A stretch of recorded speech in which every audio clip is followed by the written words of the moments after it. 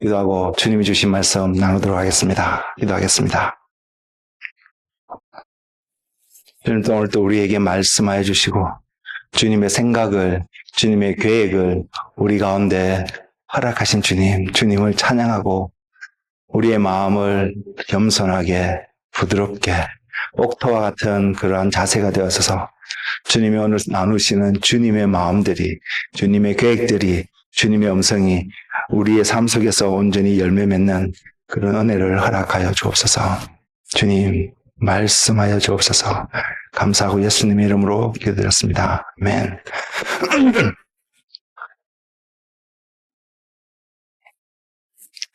오늘 우리에게 주신 본문의 말씀은 요한복음 14장 6절입니다. 6절이고 지금 오늘 3주째인데요.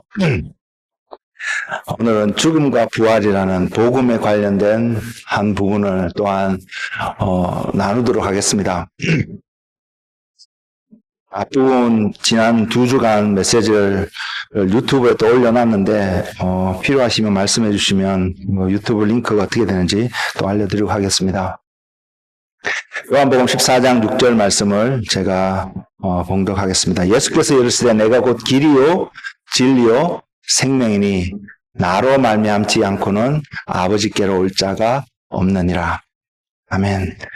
주님이 말씀하시는, 예수께서 말씀하시기를 주님이 길이고 진리고 생명이라고 말씀하시는 그 주님, 그리고 주님을 통하지 않고는 아버지께로 갈 수 없다라고 선포하시는 이 말씀이 여러분 삶 속에 날마다 메아리 쳐서 내가 날마다 살아가는 그 삶 속에 주님께로 나아가며 그 주님을 통해서 길 되신 주님, 생명 되신 주님, 진리 되신 주님을 통하여 하나님 아버지가 어떠한 분인지를 경험하는 은혜가 여러분 가운데 충만하기를 주님의 이름으로 축복을 드립니다. 복음이라는 주제를 가지고 우리가 지금 나누고 있는데요. 복음이라는 주제를 가지고 성경을 살펴보게 되면 그 복음이라는 큰 주제 속에서 나누어지는 작은 주제들이 있습니다. 작다고 표현되어서 그게 작은 것이 아니고 그 한 주제만을 이해하는 것도, 우리가 온전히 아는 것도 어마어마한 시간이 걸리고 그게 어마어마한 은혜가 될 줄로 믿습니다. 그럼에도 불구하고 그러한 주제들을 한 몇 가지로 구분해 볼 수 있는데요. 첫 번째는 창조주이신 하나님, 인간의 삶의 기준이 하나님이 되신다라는 이 말씀이 반드시 복음 속에는 들어가 있어야 합니다. 그리고 이 복음의 시작은 여기서부터 출발될 수밖에 없다는 사실을 우리가 먼저 이해할 수 있기를 바라고요.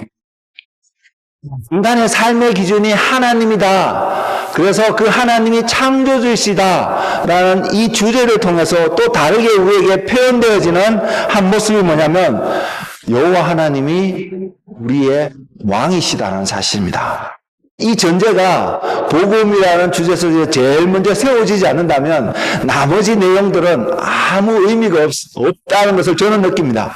동일하게 여러분들한테 그것을 느끼시고 무슨 이야기를 어떻게 됐든 그 복음의 핵심은, 여러분이 다시 돌아가야 될 가장 중심된 그 내용은 여러분의 왕이 예수 그리스도, 하나님 아버지이신 것이 명확해지는 그러한 복음 가운데 살아가는 여러분 되시기를 축복합니다. 두 번째는 우리의 삶의 기준이 되는 것이 하나님이라는 것이 먼저 보이는 한 모습이라면 이 하나님을 버린 삶이 우리의 모습이라는 것입니다. 그리고 그것이 죄라고 하는 것이 나타나 있고, 이것이 누구에 의해서 강압적으로 되는 것이 아니라 우리가 선택을 해서 이 자리에 가게 됐다는 사실이 복음의 내용 속에는 분명히 나타납니다. 그래서 그 결과로 우리가 그것을 선택했다는, 하나님이 나의 왕이 되는 것을 싫어해서 내가 왕이 되고 다른 것을 나의 왕으로 삼게 된 그 삶으로 인해서요, 우리 모두는 죽게 되었다는 사실이 또한 진리입니다. 그래서 우리는 죽음을 경험할 수밖에 없다는 것입니다. 세 번째는 이 죽게 된 우리를 향한 하나님의 마음이 표현되어지는 것이 복음인데, 그것을 우리가 잘 아는 표현을 하면 사랑의 하나님, 우리를 사랑하신 하나님께서 우리를 구원하시기 위해서 하나님이 행하신 일, 가장 대표적으로 표현되어지는 것이 자신이 사람의 몸을 입고 이 땅에 오신 예수 그리스도를 보내신 하나님의 이야기가 또한 복음에 반드시 들어갈 수밖에 없다는 것입니다. 그리고 네 번째는 오늘 제가 요한복음 14장 6절 말씀을 통해서도 언급을 드리고 있습니다만은 그 예수 그리스도를 통하여서 우리가 하나님 아버지께 어떻게 나아갈 수 있는지를 보이는 것이 복음에서 우리가 들을 수 있는, 반드시 들어야 되는 한 중요한 진리입니다. 복음을 들었는데 우리가 이것을 통해서 하나님께로 나아가는 길을 전혀 이해할 수 없다면, 알지 못한다면 그 복음은 잘못된 복음이라는 것입니다. 그리고 다섯 번째는 그리스도를 통하여 우리가 하나님께 나아가는 것만 끝나는 것이 아니라 예수 그리스도를 통하여 하나님과 우리의 관계가 어떠한 관계이며 하나님이 우리를 어떠한 존재로 세우기를 원하셨는지를 보이는 것이 또한 복음의 중요한 주제입니다. 우리가 복음에 대한 이야기를 들을 때 한 번에 모든 것을 다 자세히 설명할 수는 없겠지만 그 복음이라는 주제 속에 이러한 내용들이 다양한 모습으로 전파되어지고 전달되어짐을 우리는 볼 수 있기를 원하고요. 그럴 때에 저와 여러분은 하나님이 얼마나 위대하시고 하나님이 얼마나 우리를 사랑하시는지를 분명히 볼 수 있습니다.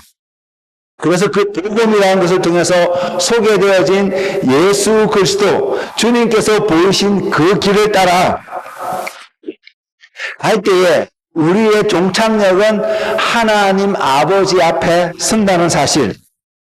여러분 이 길을 보고 계시나요? 여러분이 지금 주일날 교회에 나오고 예배도 드리고 이렇게 하시는데 이런 모든 일련의 활동들을 통하여서 우리가 궁극적으로 하나님 앞에 서게 된다라는, 그래서 내가 지금 하고 있는 이 한 액티비티가 바로 주님이 말씀하신 길이고 진리고 생명인 그 과정을 통하여서 하나님 앞에 서게 된다는 사실을 여러분 보고 계시나요?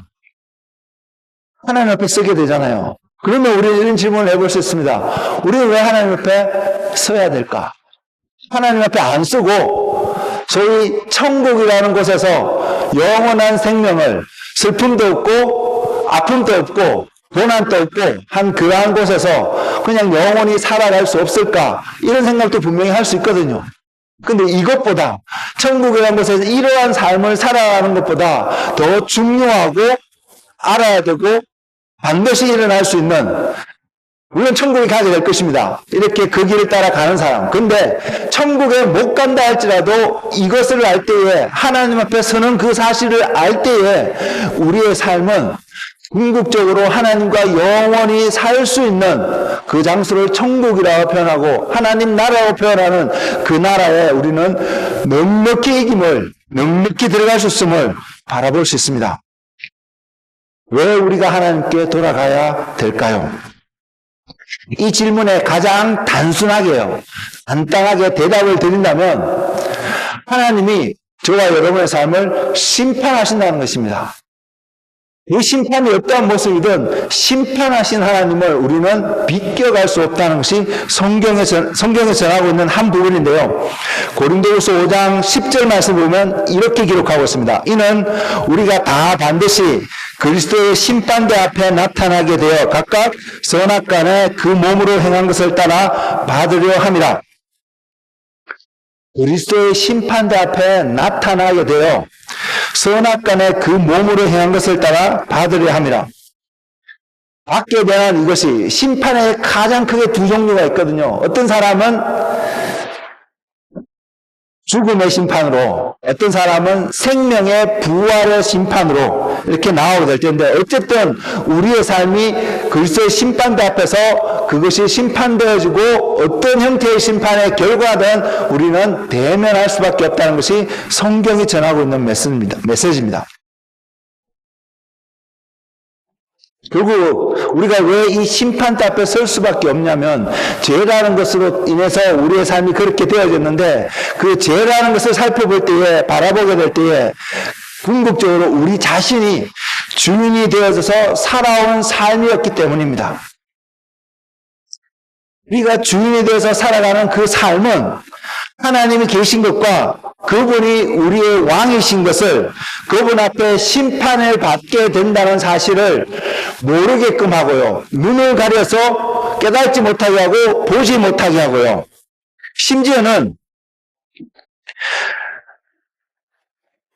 우리가 죄 가운데 살기 때문에 궁극적으로 하나님의 심판 앞에 서는 것이 분명한 진리임에도 불구하고 이것을 완강하게 거부하게 되는 삶의 모습이 우리 스스로가 주인이 되어서 내가 왕이 되어서 살아가는 그러한 삶이라는 사실을 우리는 반드시 기억했으면 좋겠습니다.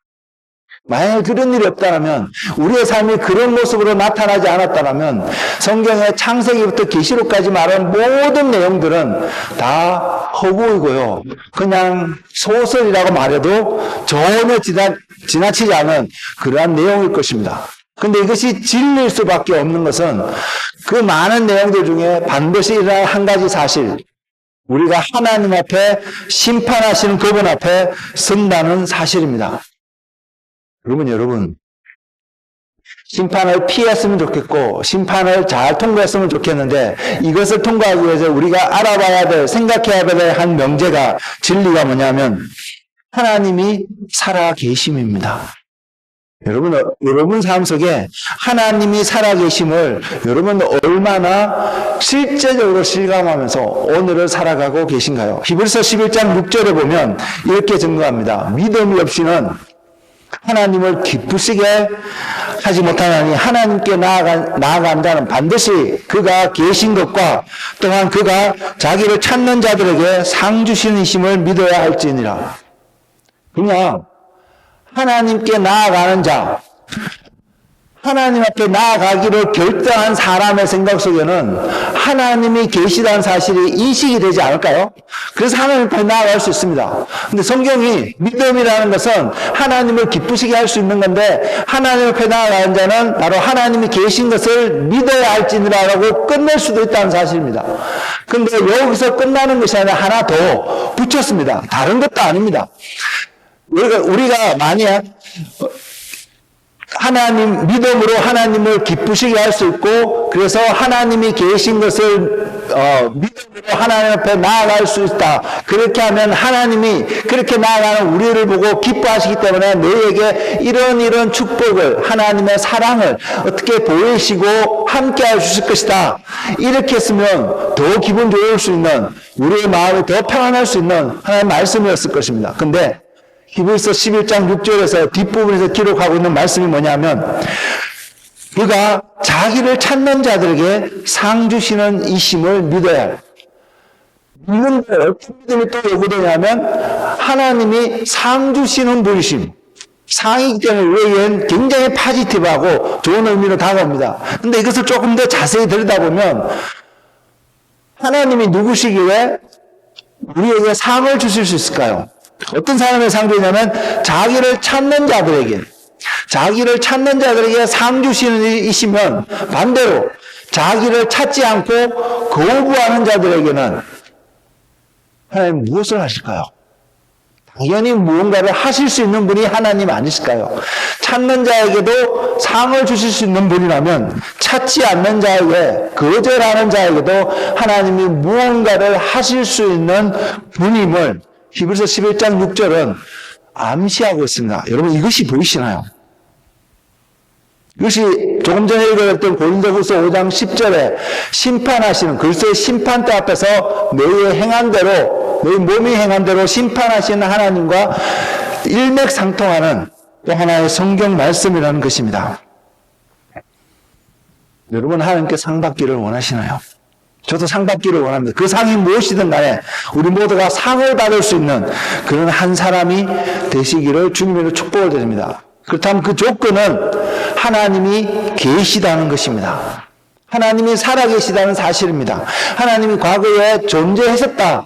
이걸 끝내는 것이 아니라 하나님이 지금 또 살아계시고요. 우리가 오늘 죽고 이 땅에 우리의 삶의 흔적이 전혀 없는 상태가 수백 년 지속된다 할지라도 그 시대 속에서도 하나님은 여전히 살아계신 하나님이라는 사실이 우리의 마음속에 온전히 각인되어지는 이 시점의 시간이 되기를 원합니다. 마지막 시대를 살아간다는 이 시점 속에 모든 내용들을 가만히 듣고 있으면, 세상에서 들려오는 소식들을 가만히 듣고 있으면 우리에게 한 가지 결론을 가져다 줍니다. 뭐냐면 하나님 없이 내가 살아갈 수 있어, 또는 하나님 없이 살았으면 좋겠다라는 결론을 맺을 수 있게끔 세상에서 수많은 메시지들이, 소식들이 우리에게 들려온다는 사실입니다. 이 흐름 속에서 노아는요, 하나님의 말씀에 따라 방주를 지어서 인류를 구원하기 위해서 그것을 지었지만, 그 방주가 전하는 한 메시지는 하나님이 살아계시다는 사실이었다는 사실, 우리는 잊지 않았으면 좋겠습니다. 그래서 우리가 어떠한 메시지를 세상으로부터 듣게 된다 할지라도 우리의 내면 속에는, 우리의 가장 깊은 곳에서는 늘 선포하고 확인하고 나타나기를 원하는 것이 하나님은 살아계시다입니다.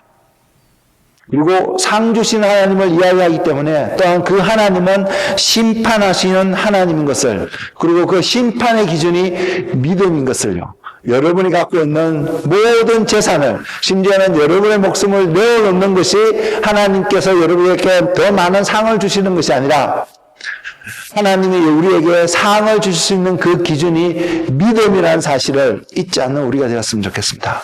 그래서 우리가 하는 모든 행위들이 믿음이라는 필터를 통해서 보여지고 확인되어지는 우리의 삶이 되시기를 주님의 이름으로 축복을 드립니다.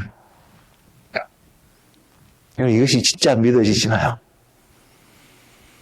그럼 이것이 믿어진다면 우리는 심판하신 하나님을 생각해 보지 않을 수가 없다는 사실입니다. 심판하시기 때문에 우리는 또 보아야 되는 것이 죄라는 것이고요. 죄를 단순하게 이야기하면 어떤 삶의 기준이 있는데, 그 기준이 하나님이 세우신 것이고, 하나님이 세우신 그 기준에 벗어나게 된 그 삶이 우리에게 죄라는 것을 오게 되었고, 그 죄의 결과가 사망이라는 것이 명명백백하게 성경을 통해서 밝혀졌고요. 때로는 우리의 삶이 내가 죄를 지었는지 안 지었는지 모르겠고 헷갈린다 할지라도요, 우리라는 것은 세상에 살아가는 모든 사람들은 이 사실은 분명히 알고 있습니다. 어떤 모습이든 언젠가는 죽게 된다는 사실을요. 근데 그것을 왜 죽느냐면, 나이가 들어서 수명이 다해서 죽는 것이 아니라요, 결국 죽게 되는 그 이유가 죄로 말미암아 끝나는 시점이 있다는, 우리의 삶이 끝나는 시점이 생겼다는 것을 성경이 전하고 있다는 사실입니다. 오늘날 교회에서 선포되어지는 복음이라는 이름으로 선포되는 많은 메시지들 속에요, 하나님이 주이시고 왕이시다는 부분이 굉장히 미약하게 표현되고 있음을 바라보게 됩니다. 우리가 가장 편하게 들어왔던 복음은요, 우리가 가장 쉽게 접했던 복음의 한 모습은 불순종으로 인해서 죽게 된 인류를 구원하시기 위해서 하나님이 독생자를 보내셨다는 소식입니다. 중요한 복음의 한 부분입니다. 그렇지만 이것이 복음의 전부는 아니라고 분명히 말씀을 드렸습니다. 복음의 핵심이 생명을 잃어버려서 죽게 된 잃어버린 자를 구원하셔서 영원한 생명 가운데 이끌기를 원하시는 것이 하나님의 사랑이라는 것이 복음의 핵심인 것은 분명한 사실입니다. 그러나 복음은 구원하시고자 하는 주제만을 전하고 있지 않다는 사실입니다. 그것만을 생각한다면, 그것만을 바라본다면 전지전능한 하나님께서 육신의 몸을 입고 이 땅에 오셔서 십자가에 달려 죽으셔야 할 이유도 없다는 사실을 우리는 같이 생각할 수 있는 지혜가 있기를 원합니다. 또한 복음을 이야기하면서 또 이야기하는 것이 심판하신 하나님, 저도 오늘 그 이야기를 조금 할 텐데, 심판하신 하나님이기 때문에 우리는 돌이켜야 합니다. 맞습니다. 복음의 메시지 속에 우리가 돌이킬 수 없다면, 회개하고 돌아갈 수 있는 그 길을 보여주지 않는다면 그 복음조차도 잘못되었을 겁니다. 저와 여러분이 하나님의 사랑을 해서 구원을 얻게 되었다라면 그 구원의 과정 속에, 구원의 모습 속에는 우리가 돌이키는 모먼트가, 그래서 하나님을 향해서 걸어가고 있는 우리의 삶의 여정이 반드시 나타난다는 것이죠. 근데 어느 순간 돌이켰다라고는 기억이 되는데, 돌이킨 이후에 돌이킨 방향대로 하나님을 향하여서 걸어가고 있지 않다면 과연 그 사람이 궁극적으로 구원을 온전히 얻게 되는 자리에 갈 수 있을까요? 그렇기 때문에 회개라는 그 한 주제만으로 구원을 다 설명할 수 없다는 사실입니다. 그래서 본다면 구원하신 하나님, 심판하신 하나님이 보이신 길을 따라 그리스도를 통하여서 나타난 길, 주님이 길이고 진리요 생명이라고 하는데, 그 길을 통하여서 우리가 구원의 소식을 듣고 하나님 우리를 이렇게 사랑하셨구나를 깨닫고 내가 살아갔던 삶의 여정을 돌이켜서 회개하여서 하나님께로 나아가는 그 여정, 그래서 종착역인 하나님께 온전히 도달하게 되었을 때에 그 사람은 진짜 구원을 얻었다라고 말할 수 있지 않을까요? 이 모든 것을요, 종합해서 우리를, 죽어가는 우리를 사랑하셔서 구원하기를 원하시는 하나님의 마음, 그 하나님의 사랑, 그래서 우리에게 그 메시지를 들려주시면서 그냥 우리를 들어 올리셔서 죽음에서 사망으로 옮기시는 것이 아니라 우리로 하여금 돌이키게끔 하셔서 돌이킨 자에게, 회개한 자에게 구원의 은혜를 주시는 그 하나님을 보이신 그 모든 하나님, 그래서 우리가 궁극적으로 하나님 앞에, 그리스도를 통해서 하나님 앞에 온전히 나아가는 그 심판대 앞에서 소위 생명의 심판으로, 생명의 부활의 심판으로 나아가게 되는 그 사건 앞에서 그 모든 것을 설명할 수 있는 한 줄의 문장에 진리가 있는데요. 그것이 뭐냐면 하나님이 창조주이시고요, 하나님이 세상의 주인이시고요, 하나님이 세상을 다스리시는 저와 여러분의 왕이시다는 사실입니다. 이것을 빼버리면 우리를 사랑하셔서 구원하시겠다는 하나님, 우리가 회개해서 돌아가야 된다는 것, 하나님 앞에 심판해 주러 오신다는 그 모든 내용들이 뒤죽박죽 될 수도 있고요, 의미 없는 이야기가 될 수 있다는 사실입니다. 그 저와 여러분은 이것을 꼭 기억할 수 있기를 바랍니다. 내 삶의 주인이 하나님이시고 그 하나님이 세상을 다스리시는 분이시며, 내가 구원을 얻는 자리에 가고자 한다면 궁극적으로 그 구원은 내가 그 하나님 앞에, 세상을 다스리시는 나의 왕이신 그분 앞에 내가 어떻게 반응하느냐, 나아가느냐에 달려있다는 사실을 말입니다.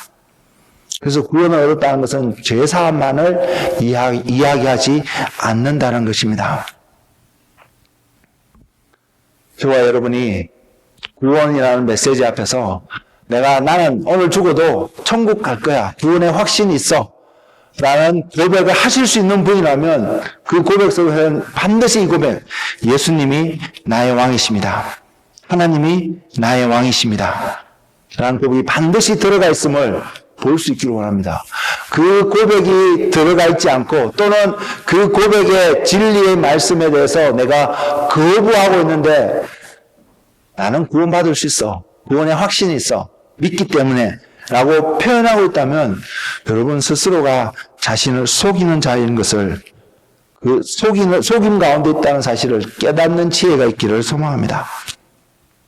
그렇지 않다면 우리의 영이 구원을 얻고 혼이 구원을 얻고 육이 구원을 얻는, 좀 더 고급진 언어로 표현하면 칭의가 있고요, 성화가 있고 영화의 단계까지 나아가는 그 과정들을 온전히 설명할 수 없기 때문입니다. 그래서 저는 여러분들이 날마다 구원을 이루어가시는 삶을 살기를 소망하는데, 그 날마다 구원을 이루어가시는 삶 속에서 늘 확인하고 점검하고 선포하고 고백하는 것은 예수 그리스도가 나의 왕이십니다. 하나님이 나의 주인이십니다. 라는 그 고백을 늘 하시는 믿음의 사람들이 되시기를 주님의 이름으로 축복을 드립니다. 하나님 분명 왕이십니다. 그렇지만 하나님은 왕이시지만 우리가 왕이라는 개념 속에는 쉽게 들어온 것이 뭐냐면 내가 왕이면 내가 원하는 대로 모든 것을 할 수 있다라는 개념이 드는데 하나님은 왕이시기 때문에 하나님은 그 모든 것을 하나님이 원하는 대로 하실 수 있는 분이십니다. 그럼에도 불구하고 하나님은 그 모든 것을 우리가 생각하는 개념 속에서 원하시는 대로 다 하시는 분이 아니라는 것이 또한 성경을 통해서 나타나고 있습니다. 이것을 우리가 좀 더 잘 이해할 수 있기를 원하는데요. 불완전한 우리의 생각과 불완전한 우리의 사회와 국가 속에서 이것을 설명하는 왕인데 왕이 마음대로 하지 않는 어떤 삶의 모습을 설명하는 한 단어가 법치주의라는 단어가 있습니다. 이 법치주의는요, 자유민주주의 국가든 사회 전체적인 공산주의 국가든 동일하게 이야기를 하고 있습니다. 그리고 솔직히 두 체제 또한 완벽하게 이것을 법에 따라 온전히 모든 것을 진행하지 못하고 있는 것이 우리의 사회입니다. 오늘날 한국 사회만 보더라도 법은 있는 것 같은데 그 법을 공정하게 재판에 공정하게 진행하지 못하는 모습을 우리는 볼 수 있지 않나요? 그렇지만 왕인데 내 마음대로 하지 않고 어떠한 기준에 따라서 하게 되는 모습을 법치주의라는 것으로 설명을 할 수 있다는 것을 말씀을 드리고자 합니다. 그런데 이 개념을 하나님 앞에 하나님이란 그분 앞에 적용을 해보면 우리의 불완전한 모습으로는 하나님 앞에 이것을 적용할 수가 없습니다. 하나님은 분명히 모든 것을 마음대로 하실 수 있는 분이신데 또한 마음대로 하시지 않는 그 이유를 설명할 수 있는 한 단어가 있습니다. 우리에게 주신 이 단어가 뭐냐면 바로 하나님의 공의입니다.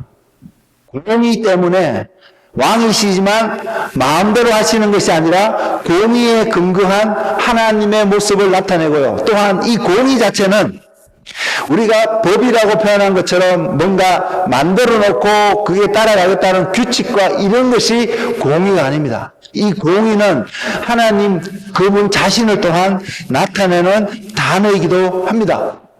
하나님 자신을 나타내기 때문에 성경은 그 하나님에 대해서 스스로 계신 자 여호와 I am who I am 이라는 모습으로 또한 우리에게 표현되어 주신 증거되어진 하나님이라는 것입니다.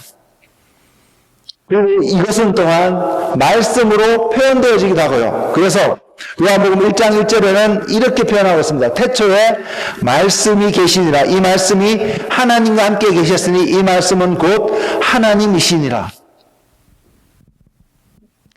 하나님이란 인격체로서 그 하나님을 바라볼 때 왕으로서 무엇이든지 임의대로 하실 수 있는 능력과 권위를 가지신 분이시지만 또한 그 하나님이 말씀이신 하나님 그 자체를 또 바라보면 하나님의 말씀에 근거해서 모든 것들이 다스려지는 하나님의 모습을 우리는 또한 볼 수 있다는 것입니다. 그래서 공의로움은 하나님이 어떠한 분이신가를 잘 표현하는 최고의 우리에게 주신 한 단어라고 생각을 하고요. 그 공의로움 속에서 공의라는 것 때문에 의라는 것 때문에 죄라는 그 존재가 심판을 받게 될 수밖에 없음을 성경은 이야기하고 있다는 것입니다. 의가 없었다면, 이 공의라는 것이 없었다면, 존재하지 않았다면 죄도 존재하지 않을 것이고 존재하지 않는 죄이기 때문에 심판받는 일도 없었을 거라는 사실입니다. 이것을 제일 먼저 보여주는 말씀이요, 창세기에 있습니다. 창세기 2장 16절에서 17절에 있는데 이렇게 기록하고 있습니다. 여호와 하나님이 그 사람에게 명하여 이르시되 동산 각종 나무의 열매를 내가 임의로 먹되 선악을 알게 하는 나무의 열매는 먹지 말라. 내가 먹는 날에는 반드시 죽으리라 하시니라. 성경에서 처음으로 보이신 하나님의 법이고요. 하나님이 어떠한 하나님가를 나타내신 또한 말씀이시고요. 그 법 때문에 선악과를 먹게 되는 날은 반드시 죽게 된다는 것이 선포되어진 하나님의 말씀이라는 사실입니다. 왜 하나님이 이 말씀을 하셨냐면, 왜 하나님이 이 말씀을 하실 수 있냐면, 그 앞부분에 창세기 1장에서 나오는 핵심 주제가 하나님이 세상을 창조하셨다라는 것이고, 모든 세상이 하나님께 속했다라는 것이죠. 그렇기 때문에 하나님이 이 기준을 정하실 수 있는 분이신, 즉 다스리시는 하나님, 왕이신 하나님을 표현하는 말씀이 창세기 2장 16절과 17절에 나와 있다는 사실이고요. 이것이 공의의, 하나님 공의의 완전한 모습이라고 표현할 수 있는 것이, 모든 것을 우리에게 허용하시잖아요. 하나님의 형상을 지음받은 아담과 하와에게 동산에 있는 하나님이 창조하신 모든 것을 먹을 수 있다는 것입니다. 또 다른 말은 내가 가질 수 있고 누릴 수 있다는 것입니다. 그런데 하나만은 안 된다. 이 기준을 주고 계시다는 것입니다. 모든 것을 그냥 허용하신 것이 아니라 허용을 다 하셨는데도 불구하고 안 되는 또 하나의 기준, 이 또 동시에 우리에게 주고 계시다는 것입니다. 이것 때문에요. 이 기준 때문에요. 하나님이 저와 여러분을 구원하시기 위해서 하나님 자신이 독생하신 예수 그리스도가 사람의 몸을 입고 이 땅에 오셨어야 했으며, 그 오심으로 말미암아 이 말씀 때문에 십자가라는 과정을 통해서 죽으셨다는 사실입니다. 여러분, 출애굽기 32장 11절에서 13절의 내용을 보면 모세가 하나님께 중보하는 내용이 나옵니다. 이스라엘 백성을 멸망시키지 말고 살려달라고 중보하는 내용이 나오는데, 모세가 하나님 앞에, 하나님은 사랑의 하나님이지 않습니까? 그러니까 이들을 사랑하셔서 살려주세요라고 기도하지 않습니다. 하나님이 모세에게 하나님께 소위 리마인드 시키는 게 뭐냐면, 다스리시는 하나님, 공의로우신 하나님, 하나님의 그것이 영광 가운데, 하나님의 온전하심 가운데 드러난 그 하나님의 속성을 이야기하면서, 하나님 그래서 하나님의 공의로우심을 나타내기 위해서, 그래서 하나님의 온전하심을 드러내기 위해서 이스라엘 백성들을 자기 백성으로 삼으시고 종살이하는 애굽에서 구원해 내시지 않으셨습니까? 그럼 이제 다 멸하신다고요. 이렇게 반문하고 있다는 사실입니다. 거기에 하나님께서 마음을 돌이키시잖아요. 그리고 출애굽기 33장에서 하나님을 보여달라는 모세 앞에 하나님의 뒷모습을 보여주시면서 선포하고 나아가는 것이 하나님의 공의로움을 선포하지 않습니다. 그 표현하는 내용은 하나님이 얼마나 사랑의 하나님이신가를 표현하고 있다는 사실입니다. 하나님의 공의 때문에, 의로움 때문에 이스라엘 백성을 죽이시지 않으셨는데, 하나님을 보여달라고 요청하는 모세의 기도에 하나님은 하나님이 얼마나 사랑의 하나님이신지, 그것이 공의 안에서 어떻게 표현되어 있는지를 증거하고 있는 말씀이 출애굽기 33장이라는 이야기라는 것입니다.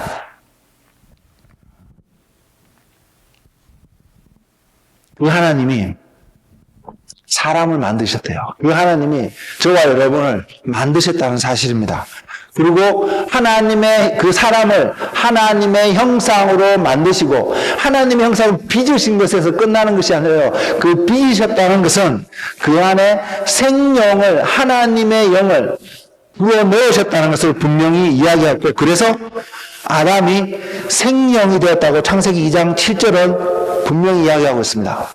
그래서 그 아담이 하나님의 의뢰에서 창조되어서 하나님의 영으로 세움을 받은 부여받게 된 그 아담이 하나님과 함께 할 수 있는 삶이 주어졌음을 창세기 1장과 2장은 분명히 이야기하고 있습니다. 즉 저와 여러분이 하나님과 교제하고요, 하나님과 동행하고요, 어떤 영역 속에서는 하나님을 대신하여 세상 가운데 하나님을 드러낼 수 있는 존재가 되었음을 분명히 성경은 이야기하고 있습니다. 이 생기에 대해서 좀 말씀을 드리려고 하는데요. 에스겔서 37장 5절과 9절에서 10절 말씀을 보면 마른 뼈들 가운데 하나님이 에스겔에게 질문하는 내용의 한 부분입니다. 그래서 이 생기로 말미암아 이 뼈들이 살아나게 될 것을 이야기하는데 5절과 9절 10절 말씀을 제가 읽어드리겠습니다. 주 여호와께서 이 뼈들에게 이같이 말씀하시기를 내가 생기를 너희에게 들어가게 하리니 너희가 살아나리라. 또 내게 이르시되 인자야 너는 생기를 향하여 대언하라. 생기에게 대언하여 이르기를 주 여호와께서 이같이 말씀하시기를 생기야 사방에서부터 와서 이 죽음 당한 자에게 불어서 살아나게 하라 하셨다라. 이에 내가 그 명령대로 대언하였더니 생기가 그들에게 들어가매 그들이 곧 살아나서 일어나 서는데 극히 큰 군대더라. 죽은 자들에게 하나님의 말씀이 선포되어지고 그 말씀을 통해서 하나님의 영이 들어가게 될 때에 그들이 군대가 되어졌음을 에스겔의 선지자를 통해서 보여주고 있는 장면입니다. 이 생기, 생명 이것이 요한복음에서는 빛으로 표현되어 있습니다. 빛이 사람의 빛이고 그 사람 안에 있는 그 빛이 사람의 생명인 것을 분명히 증거하고 있다는 것입니다. 그 생명, 이 생기라는 것은 빛이라는 속성을 가지고 있다는 것이죠. 그 빛이라는 속성은요, 여러 가지를 설명할 수 있는데, 과학적으로 이걸 떠나갖고, 빛의 한 속성은, 빛이 비치는 곳에서는요, 무언가가 밝히 드러난다는 사실입니다. 감추어짐이 없다는 것입니다. 그래서 병불을 마라에 두르지 아니하고 등경 위에 둘 때에 산 위에 있는 동네가 숨겨지지 않는 것을 마태복음 5장에서 주님은 증거하고 계십니다. 드러나게 되는 이 빛, 하나님이 빛으로 표현되어졌다고 창세기 1장에서 설명을 드렸는데 그 빛이 드러나게 될 때, 온 비치게 될 때에 무엇이 드러나냐면 하나님이 드러날 수밖에 없거든요. 하나님이 드러나시니까 하나님이 허락하지 않는 어떤 삶의 모습들이 하나님 앞에서는 설 수 없는 그것이 죄라는 모습으로 또한 나타날 수밖에 없다는 것이 성경이 보여지는 것입니다. 그래서 이 빛이 비춰져서 드러나게 될 때에 궁극적으로 드러난 우리의 죄를 드러내기 위해서 하나님이 빛으로 비치신 것이 아니라요. 하나님이 빛으로서 우리에게 표현되어지고 이 빛이 온전히 드러날 때에 그래서 이 빛이 우리에게 드딥혀질 때에 우리에게도 무언가가 나타나게 되는데 그것이 뭐냐면 하나님의 영광이라는 사실을 여러분 아시나요? 이 영광 때문에요. 하나님 그 속성 자체가 빛으로 표현되어지는 이 영광 때문에 아담은 하나님을 대신해서 세상 모든 만물을 다스릴 수 있는 권한이 주어졌습니다. 하나님의 영광을 드러낼 수 있는 존재가 되었으니까요. 근데 우리가 너무나 잘 알다시피 선악을 알게 하는 나무 열매를 먹음으로 하나님께 쫓겨나는 결국 죽음이라는 자리에 갈 수밖에 없는 존재가 되었는데 이것은 하나님을 대신하여 다스릴 수 있는 권한이 사탄에게 넘어갔다는 것을 말합니다. 사단은 자신이 하나님이 되고자 하는 존재였잖아요. 사단이 하나님을 예배하는 존재로서 계속해서 살아왔다라면 우리에게 주어진 다스림이 그에게 넘어가도 아무런 문제가 없을 수 있다는 사실이죠.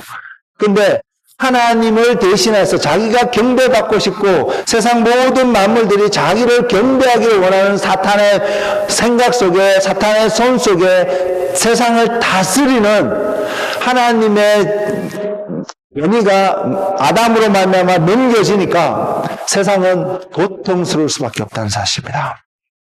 죽음이 열매가 또 한 부분이 고통이잖아요. 그래서 세상은 고통 속에서 신음하고 있는데 그것을 사도 바울이 로마서에서 이렇게 표현하고 있습니다. 로마서 8장 18절에서 22절인데요. 22절 마지막 절에 보면 이렇게 표현하고 있거든요. 피조물이 다 이제까지 함께 탄식하며 함께 고통을 겪고 있는 것을 우리가 아는이라고 표현하고 그 바로 윗구절에 보면 그 바라는 것은 피조물도 썩어짐의 종로로 탄 데서 해방되어 하나님의 자녀들의 영광의 자유에 이르는 것이니라. 그리고 조금 더 위에 가면 18절부터 제가 다시 한번 읽어드릴게요. 그러면 이런 피조물들이 기대하는 바를 이야기하고 있는데 18절에서는 생각하건대 현재의 고난은 장차 우리에게 나타날 영광과 비교할 수 없도다. 로마서 8장 21절은 피조물이 다 함께 탄식하고 고통하고 있고, 이 피조물이 19절에서는 고대하는 바는 하나님의 아들들이 나타나는 것이라고 이야기하는데, 그 이야기하기 위해서 앞부분에서 전제로 계속 설명하고 있는 한 부분이, 우리가 지금 어떤 고난 가운데 있다면, 고통 가운데 있다면, 그것은 장차 우리에게 나타날 영광과는 비교할 수 없는 것이기 때문에 그 영광을 바라보면 이 고난은 아무것도 아닌 것을 이야기하고 있다는 것입니다. 그래서 이 영광 가운데 나타날 하나님의 아들들을 피조물들이 기대하고 있고, 이 피조물 또한 굴복하고 썩어짐의 종로를 탄 데서 그런 상태에 있는데, 그런 데서 해방되어서 하나님의 자녀들의 영광의 자유, 하나님의 자녀들이 누리게 되는 어떤 자유를 통해서 나타나는 그 영광 가운데 피조물도 소위 본인들의 주체가 되는 것이 아니고, 어떻게 이걸 표현하자면 하나님의 자녀들에게 주어진 영광으로 인해서 자유로 인해서 나타나는 영광 가운데 피조물도 그 혜택을 조금 누리기 원하는 그 마음을 표현하고 있는 말씀이거든요. 그러면 우리는 질문을 해봐야 합니다. 영광의 자유가 무엇일까? 우리는요, 이 하나님을 제대로 알지 못하면, 우리는 하나님을 제대로 알지 못하고 우리가 표현하는 한 모습은 우리 안에서 하나님을 바라보려고 하는, 하나님을 바라봄으로 우리가 그것을 하나님께 우리 자신을 맞춰지는 모습이 아니라, 우리의 모습 속에서 하나님을 바라보려고 하는 한 모습 속에서 나타나는 특징이 뭐냐면요, 하나님, 우리 사랑해주세요. 우리를 사랑해주세요. 라는 표현하는 것입니다. 나를 바라봐 주세요. 나의 이야기를 들어주세요. 이것이 우리가 우리 안에서 하나님을 표현하고자 하는 우리의 모습이라는 것입니다. 이것이 틀린 것은 아닙니다. 완전히. 하나님은 우리를 사랑하시고요. 하나님은 우리를 바라보고 계시고요. 하나님은 우리의 이야기를 듣기를 원하시고 들어주십니다. 우리가 하나님이 우리에게 이것을 해주기를 원하시는, 하나님 또한 우리로 하여금 하나님의 이야기를 듣기를 원하고요. 하나님을 바라보기를 원하고, 하나님이 말씀하시는 것에, 하나님을 사랑하기를, 우리가 하나님을 사랑하기를 하나님 또한 원하신다는 사실입니다. 영광의 자유는 바로 그러한 자리에 갈 수 있게끔 우리를 인도한다는 것이죠. 요한복음 8장 32절과 36절에 보면 이 말씀이 있습니다. 진리를 알지니 진리가 너희를 자유롭게 하리라. 그러므로 36절에는요. 그러면 아들이 너희를 자유롭게 하면 너희가 참으로 자유로우리라. 무엇이 진리이며 무엇이, 아들은 누구입니까? 이런 질문 앞에 주님이 오늘 본문으로 주신 요한복음 14장 6절에 내가 곧 길이요 진리요 생명이라고, 우리는 쉽게 답을 알 수 있습니다. 이 답을 아는데 저와 여러분의 지금의 삶이, 현재의 삶이 이 답을 정확하게 적어가는 어떤 삶을 살아가고 있느냐는 것입니다. 주님이 내가 곧 길이요 진리요 생명이니, 아들이신 주님이 길이요 진리요 생명이라고 말하고 있습니다. 이 자유는, 그래서 우리에게 약속하신 진리가 오면 우리를 자유케 하신다는 그 진리가, 성령님을 통해서 우리에게 전달되어진 하나님의 진리가 우리에게 자유를 주면, 그 자유는 내가 마음대로 뭔가를 할 수 있는 자유가 아니라, 그 자유를 가지고 우리가 어디를 향해 나아가냐면 하나님께로 나아가는 그런 하나님께 나아가게끔 하는 것이 자유라는 것입니다. 자유를 이야기하기 때문에 그 반대되는 모습도 생각해 볼 수 있는데, 억압이라는 거, 구속한다는 거, 이것은요, 결국은 뭐냐면 그 구속되어지는, 억압되어지는 그 결과적으로는 사망 가운데 이르게 하는 것이고요. 주님이 이 땅에 오신 한 목적이 바로 우리에게 주어진 이 사망의 저주의 끈을 끊기 위해서, 억압된 것을 끊어내기 위해서 오셔서 보이신 길이 십자가라는 사실입니다. 여러분 보세요. 우리는 죄 가운데서, 어둠 가운데서 생각하는 자유의 모습은 하나님이 없으면 자유로워질 수 있을 거야, 이 생각을 가질 수 있지만, 하나님의 말씀은 하나님 없이는, 아들이신 예수 그리스도가 없이는 우리가 자유를 얻을 수 없음을 분명히 이야기하고 있다는 사실을요.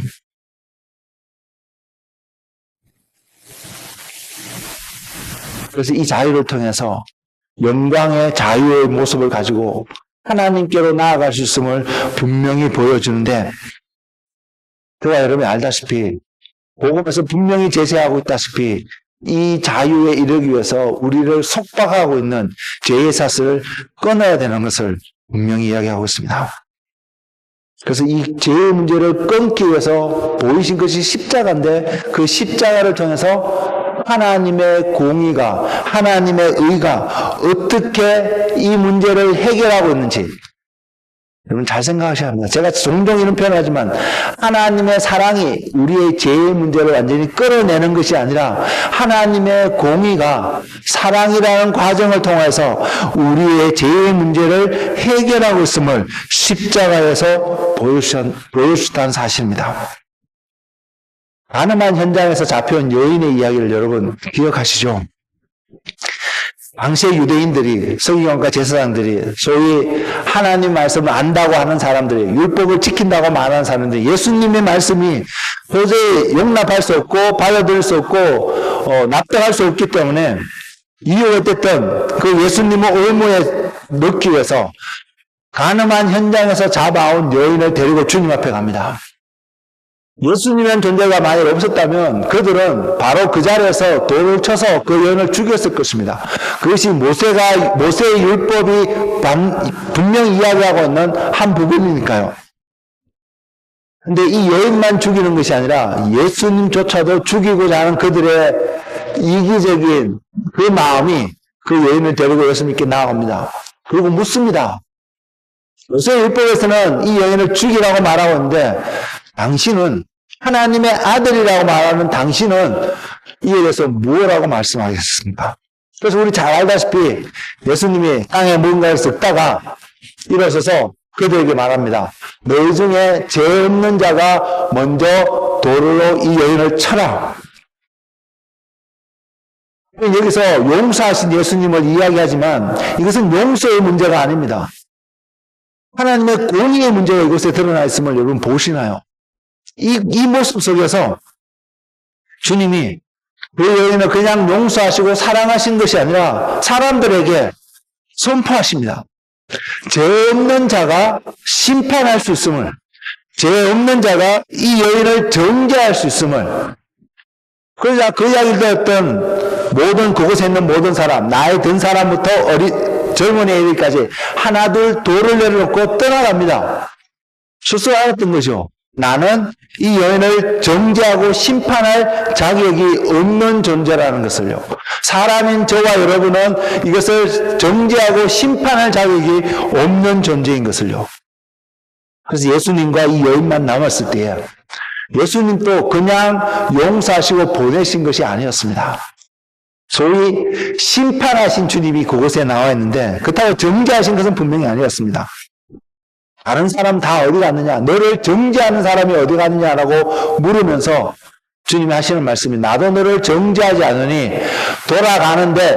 돌아가는 것으로 끝나는 것이 아니라 다시는 죄를 짓지 말라라고 분명히 말씀하고 계십니다.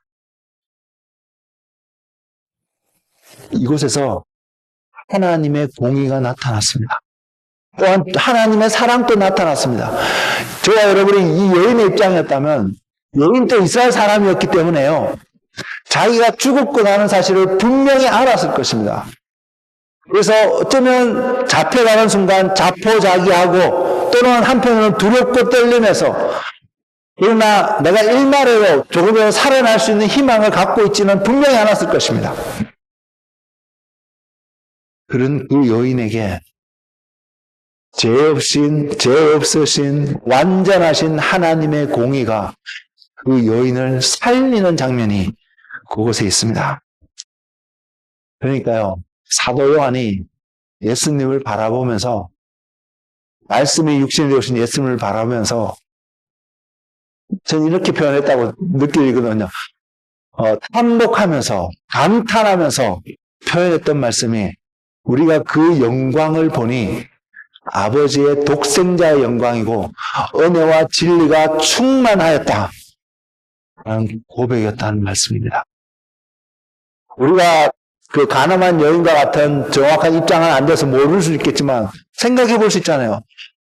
살아날 가능성이 요만큼도 없던 그 여인이 살아났던 그 과정을 통해서 그 여인은 우리보다 어쩌면 더 예수 그리스도 안에 은혜와 진리가 충만했다.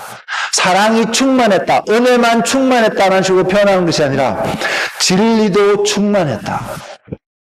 죽을 수밖에 없는 나를 살려주신 하나님의 공의를 그 여인은 발견하지 않았을까요? 우리는 어떨까요? 저와 여러분이 교회 안에 있기 때문에 어쩌면 나는 구원 얻을 거야 라고 생각하실지도 모르겠습니다. 저는 여러분 모두가 그런 확신 가운데 살아갈 수 있는 사람이 되기를 원합니다. 그렇지만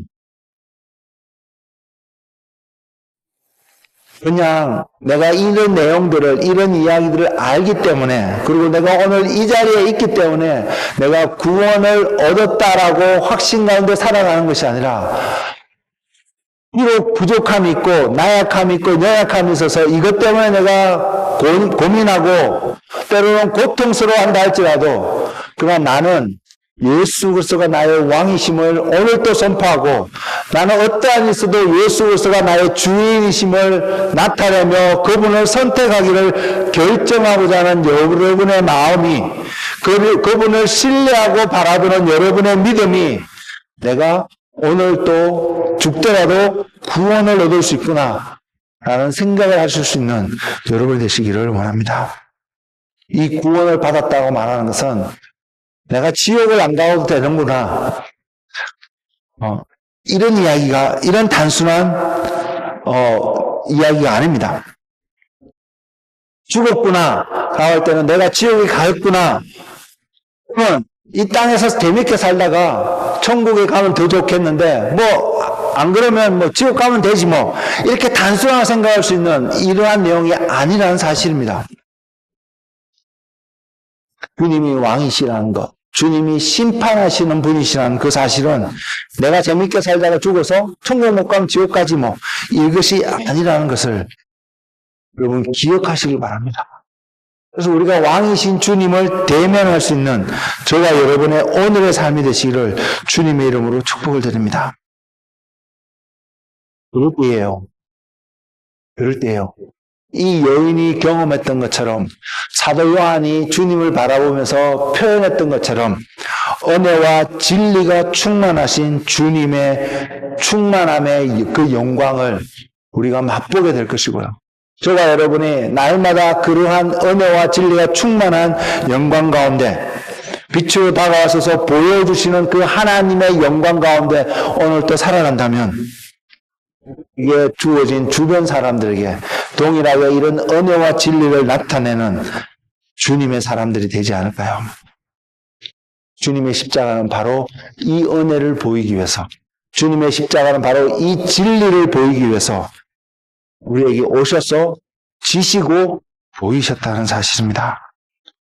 결과적으로 은혜와 진리의 충만한 십자가를 통과하지 못한다면 우리는 생명을 얻지 못한다는 사실입니다. 그리고 이 십자가가 은혜와 진리가 충만한 것을 바라볼 때에 이곳 가운데 하나님의 온전하신 공의와 하나님의 온전하신 사랑이 놓여 있음을 볼 수 있습니다. 결국 십자가라는 그 과정은 저와 여러분을 새 사람이 되게 한다는 사실을, 새로운 피조물이 되게끔 우리를 이끌고 있다는 사실을 보고 계시나요? 십자가로 인한 주님의 죽으심이 없었다면 하나님의 공의가 어떠한 은혜를 우리에게 표현하고 있는지 온전히 알지 못하였을 것이기 때문입니다. 그러면 그 은혜, 십자가를 통해서 표현되어진 그 하나님의 은혜, 공의로 나타나는 그 하나님의 은혜가 우리의 죄를 사하는 것에서만 끝낸 것이 아니라 죄만 사하였다면 하나님이 우리를 이만큼 사랑하셨구나라고 표현하고 끝낼 수도 있었을 거라고 저는 생각합니다. 근데 죄만 사하는 것이 아니라 우리로 하여금 새로운 피조물이 되게 하신 그 하나님, 이것이 사랑이라는 것으로 저는 부족하다고 느끼는 사람이거든요. 왜냐하면요, 주님이 십자가에 죽으셨잖아요. 그리고 믿음의 장사에서 3일을 그곳에 계셨습니다. 어떤 분은 그 무덤에 계시는 3일 동안 지옥에 와서 사탄의 권세를 빼앗아 왔다고 설명하기도 합니다. 이것은 정확하게 성경에 나와 있지 않기 때문에 정확한 사실은 알 수는 없습니다. 일리는 있는 내용입니다. 근데 이 무덤에 죽어있는 그 주님을 살리신 하나님의 능력, 이것을 사도 바울이 로마서 1장 4절에서 설명하고 있는데요. 성결의 영으로는 죽은 자들 가운데서 부활하사 능력으로 하나님의 아들로 선포되셨으니 곧 우리 주 예수 그리스도시라. 주님이 첫 열매가 되셔서 이제 나타나셨는데, 죄로 인해서 우리의 모든 죄를 짊어지신 주님이 하나님의 심판을 받았잖아요, 십자가에서. 그래서 죽으셨습니다. 그래서 제가 죽었었습니다. 제가 사망했기 때문에, 사망의 심판을 받았기 때문에 제 가운데 있던 모든 사람들은 자유케 될 수 있는 길이 활짝 열렸습니다. 근데 하나님의 계획은 이것이 아니라고 말씀드렸습니다. 말씀을 시작하면서 복음에 몇 가지 것이 있는데 그 중에 한 가지가 돌이켰다면, 회개했다면, 그 말은 우리의 죄의 문제가 해결되어진 것을 이야기하는데, 해결되어진 것으로 끝나는 것이 아니라 우리가 하나님께로 나아가야 될 것을 이야기하고 있다는 것이죠.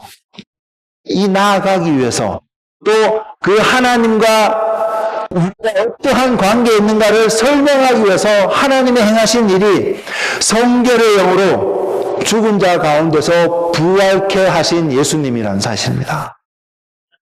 구원의 문제, 천국에 가는 것으로만 끝냈다면 그 뒤에 하나님과 우리가 어떤 관계에, 우리가 어떤 모습으로 함께 나아가는지를 표현하고 있지 않았다면 구원하신 죽음으로써 죄의 문제가 해결되었다는 것으로 끝낼 수 있는 내용을, 이야기를 하나님은 거기서 끝나지 않고 저와 여러분을 예수님을 부활시키심으로 우리로 하여금 새로운 피조물이 되게 하셨다는 사실을 여러분 보고 계시나요?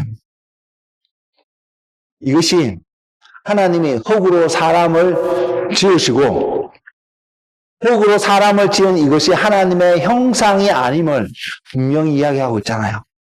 그 안에 코에 생기를 불어넣으셨다고 하는데, 그래서 하나님의 생명이 되었다고 표현하고 있는데, 이것이 하나님의 이미지, 그리고 이미지 오브 갓에 여기서 표현하고 있는 것은 생명이 그 죽은 흙 가운데 놓여있는 아담의 모습요.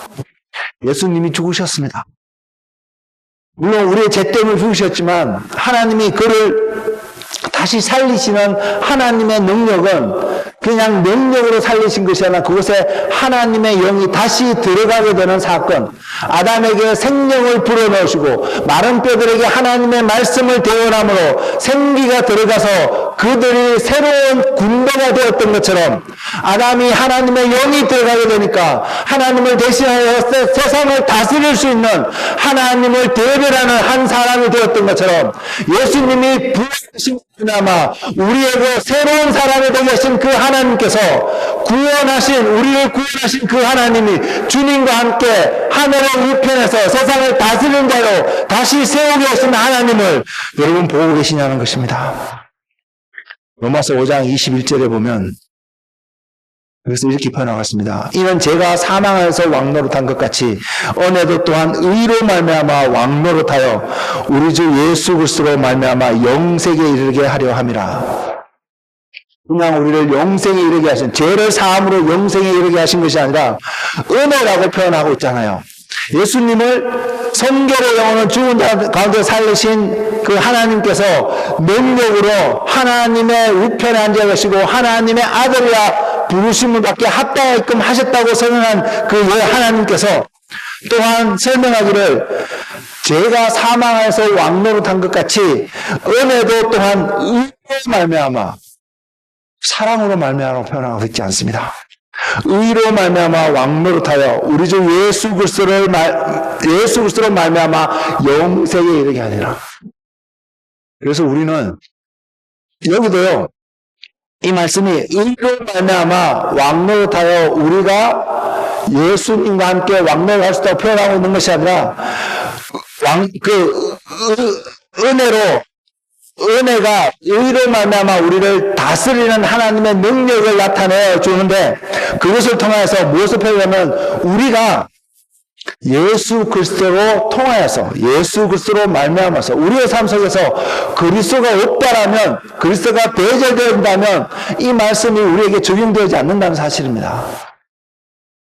결국 저와 여러분이 구원을 받았고 내가 하나님을 왕으로 섬긴다면 우리의 고백은 내가 주님 없이는, 하나님 없이는 살아갈 수 없는 존재입니다. 그래서 고백하고 있는 고백이라는 것입니다. 이것이 믿어지시나요? 은혜가 의로 말미암아 왕노릇하여 예수 그리스도를 통해서 우리를 하여금 영생에 이르게 하시고 우리가 영원한 생명을 얻는 이것이 은혜가 의로 말미암아 왕노릇한 결과고, 그것이 예수 그리스도를 통하여 우리에게 주어진 하나님의 약속인 것을요, 이 두 가지를 놓치지 않길 바랍니다. 의로 말미암아 예수 그리스도를 통하여서요. 이 의가 없이는 우리가, 그리고 주님이 없이는 우리가 어떤 은혜도 누리지 못한다는 것이 성경이 전하고 있는 한 메시지라는 사실 말입니다. 굿뉴스는요, 죽으신 예수님을 살리신 하나님께서 저와 여러분도 동일하게 살리기를 원하신다는 것입니다. 여러분 이것을 믿으시나요? 부활이라고 표현하잖아요. 여러분 부활을 믿고 계시나요? 부활이 나타나려면요, 반드시 죽음이라는 과정을 겪어야 합니다. 지나가야 합니다. 십자가에서 주님이 죽지 않으셨다면 어쩌면 십자가라는 매개체가 없어도 될 것입니다. 그러나 죽음이라는 그 과정을 하나님은 십자가라는 것을 통해서 우리에게 보여주셨는데, 이 십자가를 통해서 죽음이라는 과정을 주님이 들어가지 않으셨다면 부활 자체도 성립하지 않았을 테니까요. 저와 여러분이 부활을 믿는다면 나도 언젠가는 부활하게 될 거야 하는 사실을 믿는 믿음 가운데서 오늘을 살아간다면 우리는 십자가를 거부할 수 있을까요? 그래서 십자가는 죽음을 나타내고 있습니다. 그래서 주님은 우리를 부활에 이르게끔 하기 위해서 또한 우리에게 말씀하시기를, 너희가 나를 따라오려거든. 그리스도인들은 주님을 따라가는 자들이잖아요. 따라가고 십자가요. 주님이 가신 길이 십자가의 길이라고 표현을 하잖아요. 고난이 아니었습니다. 고난이 따라오긴 했습니다만은 고난이 핵심이 아니었습니다. 주님은 죄로 인해서 우리를 위해서 대신하여 죽기 위해서 그 길을 가셨는데, 주님이 가신 길을 따라간다는 것은 남을 위해서 죽는 것이 아니라요, 우리가 죽어야 된다는 것을 이야기하고, 죽을 때에 하나님이 죽으신 예수님을 살리신 것처럼 성령의 능력의 은혜의 하나님이 죽은 우리들을 다시 부활의 생명으로 살릴 수 있기에 주님이 이 생명을 얻게끔 하기 위해서 표현하신 건 나를 따라오거든. 너희의 십자가를 지고 또는 너희 자신을 부인하고 나를 따라와야 된다고 이야기하고 있다는 사실입니다. 그래서 저와 여러분이 부활을 믿는다면 죽음을 이야기하는, 죽음을 확정시켜주는 십자가를 지는 일에 주저하는 것은 이해할 수 있습니다. 저도 그럴 것 같고요. 나약한 우리의 육신의 연약함이 망설이게끔 할 수도 있다는 것을 충분히 10분이 이해할 수 있습니다. 그러나 우리의 선택은 십자가일 수 있기를 주님의 이름으로 축원합니다. 이것을 놓치지 않는 저와 여러분의 삶이 되기를 소망합니다. 죽음을 보지 못하면 부활에 이룰 수 없다는 사실, 그리고 내가 부활을 소망하고 바라본다면 죽어야 된다는 사실, 그리고요, 내가 그냥 죽는 것으로 끝나는 것이 아니었습니다. 앞에서 말씀드려서 로마서 5장 21절에서 표현하고 있는 것처럼 은혜도 또한 의로 말미암아 왕노릇하여 주 예수 그리스도로 말미암아 영생에 이르게 하려 하심이라는 그 말씀처럼 그리스도가 우리와 함께하지 않는 죽음은 아무 의미 없음을 분명히 보여주고 있기 때문에요. 부활의 소망을 갖고 내가 죽음의 자리에 간다는 그 사실 자체는 내가 그리스도와 함께 그 자리에 가고 있다는 사실을 또한 함께 깨닫는, 동시에 깨닫는 은혜가 우리에게 있기를 소망합니다. 그래서 사도 바울은 이렇게 표현할 수 있었습니다. 그리고 우리 또한 날마다 이 표현을 하는 우리가 되기를 소망하는데요. 그것은 갈라디아서 2장 20절에 있는 표현입니다. 내가 그리스도와 함께 십자가에 못 박혔나니, 내가 십자가에 못 박혔나니, 이것이 아닙니다. 내가 그리스도와 함께 십자가에 못 박혔나니, 그런 적 이제는 내가 사는 것이 아니요 오직 내 안에 그리스도께서 사시는 것이라. 내가 죽었기 때문에 내가 사는 것이 아니라 주님이 사심을 고백하는 우리의 삶.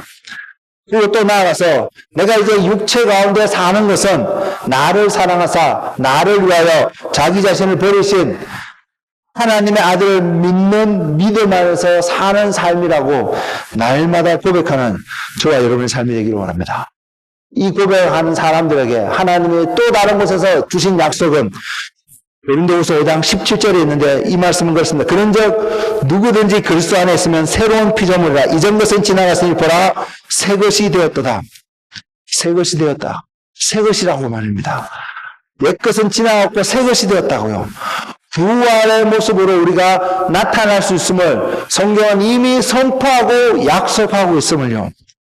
믿음은 바라는 것들의 실상이고 보지 못하는 것의 증거라고 하지 않습니까?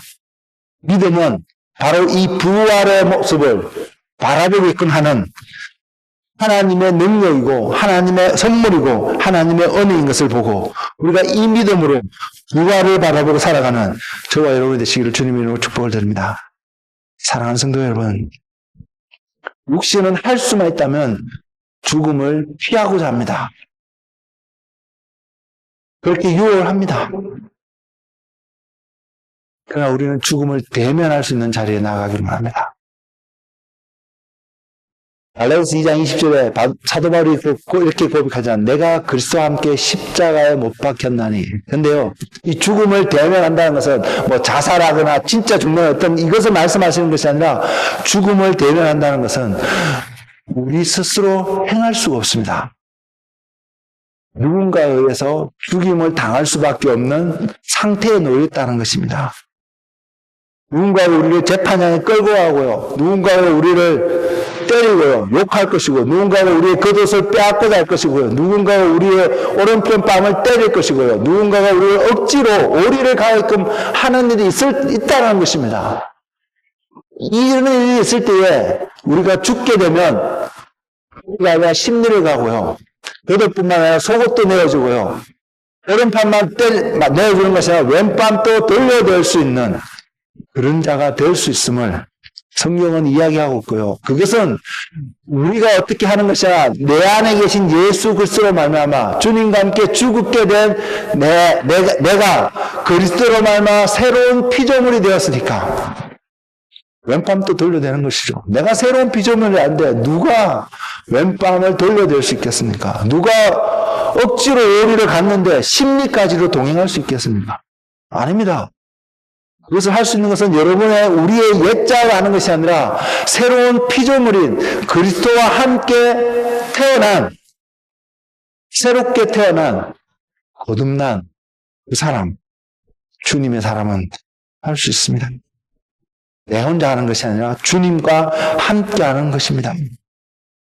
주님과 함께 죽음의 자리에, 주님과 함께 부활의 자리에, 부활의 생명에 심판하신 하나님을 이야기하면서 그 심판하신 하나님 앞에 나아갈 때에 그 왕이신 하나님께 나아가는 우리의 삶은 궁극적으로 부활의 생명.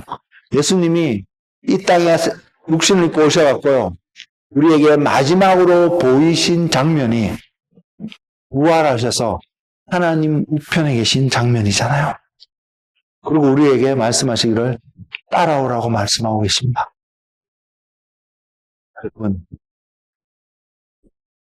여러분 따라가실 건가요? 주님을 따라가기로 결정하는 모든 사람들은 세상에 매여 있는 존재가 될 수가 없습니다. 왜? 그들은 십자가에서 주님과 함께 죽은 자이기 때문에요. 세상은 억지로라도 우리의 발을 묶고 손을 묶고 몸을 묶고 그들이 원하는 방향으로 주님과 멀어지려고 하는 방향으로 우리를 끌고 가겠지만 죽은 자는 더 이상 반응하지 않습니다.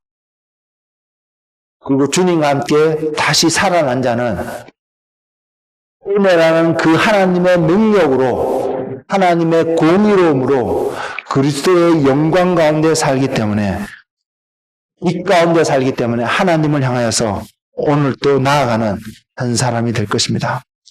저는 우리 모두가 이러한 은혜 가운데 이러한 지혜 가운데 오늘 또 살아가는 믿음의 사람들이 되시기를 예수 그리스도 이름으로 축복을 드립니다. 바로 이 죽음의 자리에 여러분 자신을 내어놓고 계신가요? 아니면 여러분 여전히 망설이는 여러분의 모습이 더 크게 강하게 드러나고 계시는가요? 뛰어내립시오. 죽을 것 같은 그 벼랑 끝에서 우리 용기를 내서 주님을 믿음으로 뛰어내리는 주님께 우리의 모든 것을 의탁하는 한 사람이 되는 은혜가 우리 가운데 있기를 소망합니다. 그렇지 않다면 주님께 합당하지 않을 것이기 때문입니다. 이 진리는 타협할 수가 없습니다. 이 진리는 가볍게 여길 수가 없습니다. 그리고 주님이 왕이 아니시면 우리에게 이것을 요구하실 수도 또한 요구하신 주님께서 부활이라는 생명으로 우리에게 주시지도 못하실 것입니다.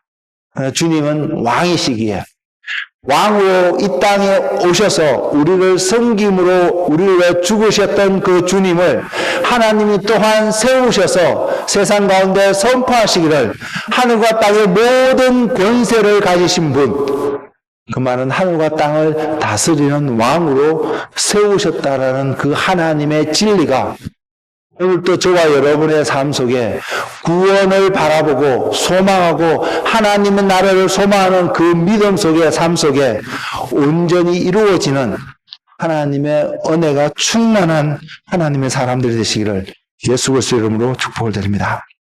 기도하겠습니다.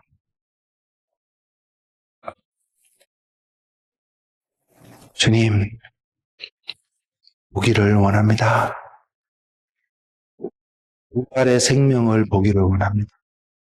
영광의 자유, 언어와 진리가 충만하신 하나님의 빛의 영광의 주님을 주님 우리는 보기를 원합니다. 그래서 주님이 따라오라고 하시는 주님의 말씀 앞에 우리가 주저하지 않고 따라갈 수 있는 하나님의 사람들이 되기를 소망합니다. 주님, 빛을 비춰주시옵시고 우리에게 은혜의 능력을 더하여 주셔서 하나님의 공의로 하나님의 사랑 안에 거하는 놀라운 축복을 경험하는 믿음의 사람들 되게 하여 주시옵소서. 예수님의 이름으로 기도드렸습니다. 아멘.